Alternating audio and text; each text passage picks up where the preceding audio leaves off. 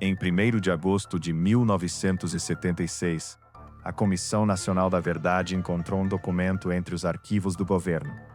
Eis o que dizia: o executivo Henning Boylessen, presidente da Ultragaz, participou pessoalmente de sessões de tortura na estrutura clandestina da Operação Bandeirantes. Documentos financeiros comprovam que ele contribuiu com recursos próprios para a manutenção do centro de repressão entre 1969 e 1971.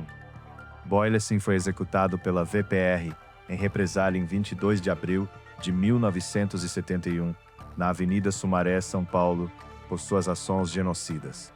Era uma quarta-feira comum em São Paulo, 22 de abril de 1971. Henning Boylessen, 49 anos, presidente da Ultragaz, saía do escritório da empresa. Dirigia um carro importado, usava terno cinza. Ninguém na rua prestava atenção nele. Ninguém deveria prestar. Esse era o plano. 3 homens em um Opala azul acompanhavam o executivo desde cedo. Sabiam por onde ele passaria. Sabiam que àquela hora ele estaria sozinho. Sabiam quem era Henning Boylessen e por que ele precisava morrer. A polícia de São Paulo investigou o assassinato durante uma semana. Depois, desistiram. Por 43 anos, o caso ficou encerrado. Suicídio do VPR. Ponto final. Ninguém perguntava por quê. Hoje vocês irão conhecer a Operação Obaã, Operação Bandeirantes, a maior estrutura de tortura e assassinato organizada pelo Estado brasileiro durante a ditadura militar. E descobrirão algo que permaneceu classificado por mais de 50 anos, que essa estrutura não era apenas financiada pelo governo, era financiada por você, pelas grandes empresas em que você trabalha, pelos bancos de onde você tira dinheiro, pelos carros que você dirige. O Brasil tinha uma máquina de repressão, e ela funcionava porque o capital privado a mantinha funcionando. Henning Boylessen não era um agente militar, era um empresário milionário. E quando descobrimos quem ele realmente era, entendemos que o regime militar não era apenas uma ditadura de generais, era uma conspiração de Estado, do capital e dos interesses corporativos, tecida nos bastidores durante 13 anos. Este é o arquivo que nunca deveria ter vindo à luz. Em 1968, o Brasil vive sob a ditadura militar. 6 anos depois do golpe de 1964, a repressão se intensifica. Em 13 de dezembro, o Ato Institucional número 5 é promulgado, fechando o Congresso. O regime não é mais disfarçado. É aberto, feroz. São Paulo é o centro da resistência. Estudantes, padres, jornalistas, guerrilheiros das frentes PCB, MR8, VPR. O governo precisa de uma resposta rápida, brutal, indetectável. Em junho de 1969, nasce a Operação Bandeirantes, OBAN. O OBAN não é um órgão militar oficial. É um centro de repressão paralelo, disfarçado de escritório comercial.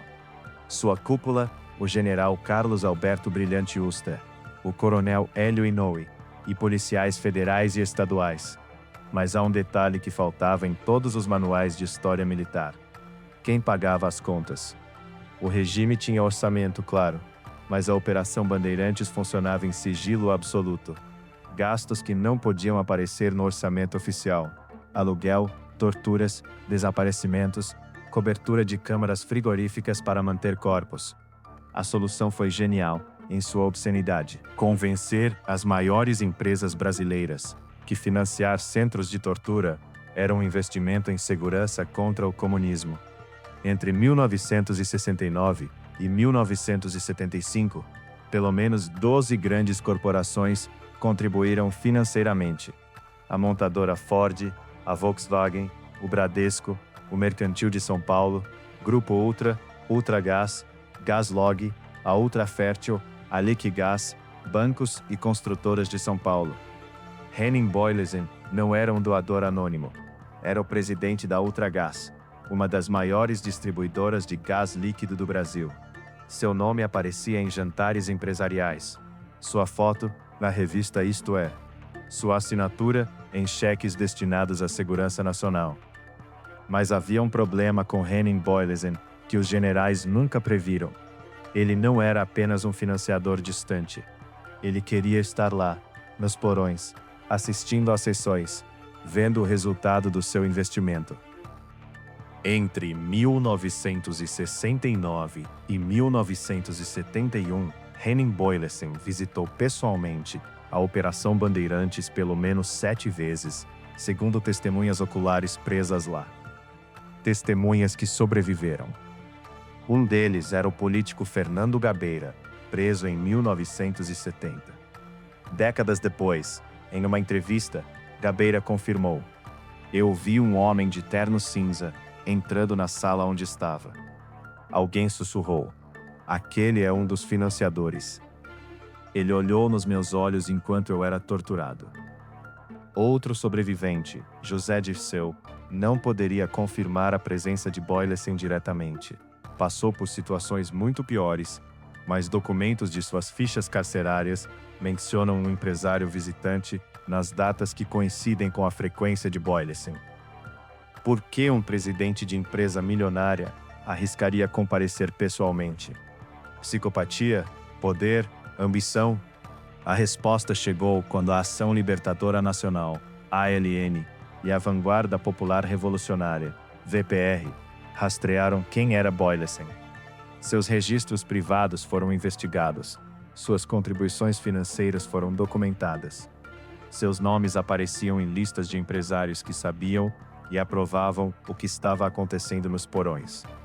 Há um relatório de 1971 da própria VPR, encontrado pela Comissão Nacional da Verdade, que diz: "O executivo Henning Boyesen é um alvo legítimo.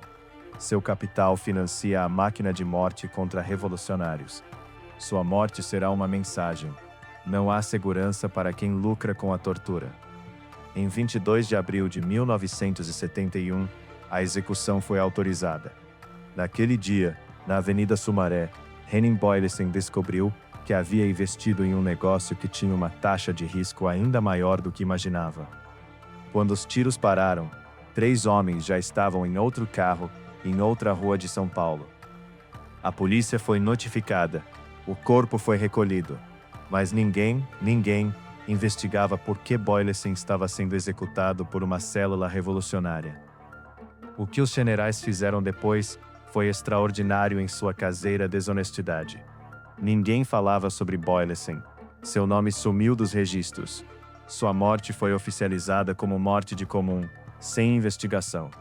A polícia entregou um relatório que dizia: "Militantes de extrema esquerda. Fim de pauta." Por 43 anos, o caso dormiu em uma gaveta. Mas em 2013, a Comissão Nacional da Verdade começou a abrir os arquivos. Pesquisadores, historiadores, jornalistas, todos começaram a conectar os pontos. Fernando Gabeira, já em democracia, confirmou em depoimento a presença de Boyesen nas masmorras. Documentos financeiros da Ultragaz foram desenterrados. E algo extraordinário aconteceu. O Brasil começou a entender que não tinha apenas uma ditadura militar, tinha uma ditadura corporativa. O documentário Cidadão Boyesen, de Chaim Litevski, em 2009, já havia começado a investigação. Mas poucos assistiram. Era incômodo demais, porque revelava nomes, empresas, fatos ainda vivos em 2009. Em 2026, quando você está assistindo a este vídeo, esses nomes ainda estão vivos. As famílias dessas empresas ainda existem. Os bancos ainda existem. A Ultragaz ainda existe, sob outro nome corporativo, mas a estrutura de poder permanece. E a grande conspiração permanece, de que o Brasil não foi torturado por militares.